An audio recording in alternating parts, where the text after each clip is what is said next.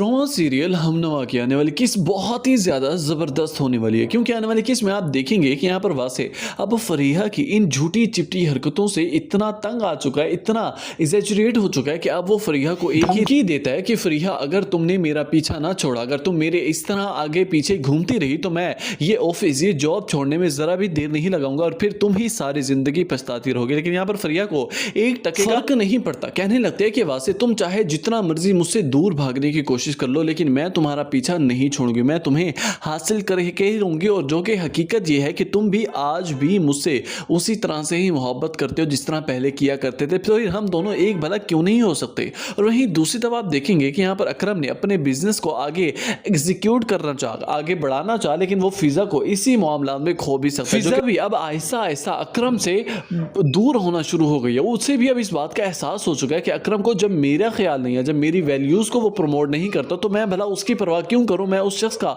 चुनाव ही क्यों करूं। लाख समझाने रोकने के बावजूद भी अकरम ने एक बात फिजा का नहीं सुनी। जबकि दूसरी तरफ आप देखेंगे कि फिजा फिर भी अकरम की मोहब्बत में उदास होकर बैठी होती है, तो यहाँ पर आलिया आकर समझाने लगेगी कि ये सिचुएशन अकरम के लिए और भी ज़्यादा कॉम्प्लिकेटेड हो जाएगी। वो ना तो तुम्हें चूज कर पाएगा और ना ही अपने बिजनेस को आगे बढ़ा पाएगा, उसे एक चीज़ ही चुननी होगी ना, या फिर वो तुम्हें हासिल कर सकता है या फिर अपने बिजनेस को आगे बढ़ा सकता है। तो ये फैसला तुम दोनों के हाथ में, जो तुम दोनों को अपने बारे में, अपनी जिंदगी के बारे में बेहतर लगे तुम वही फैसला करो। और वहीं अब मजे का ट्विस्ट तो तब आएगा जब वासे फरीहा को ठुकरा कर एक बार फिर से आलिया की जानिब अपनी सारी तवज्जो मशगूल करने लगेगा, तो यहाँ पर दोनों के दरमियान अच्छी खासी मोहब्बत और ज्यादा बिल्ड हो जाएगी। वासे को भी अब इस बात का एहसास हो चुका है कि मेरे हक में बेहतर है तो सिर्फ और सिर्फ आलिया फरीहा नहीं।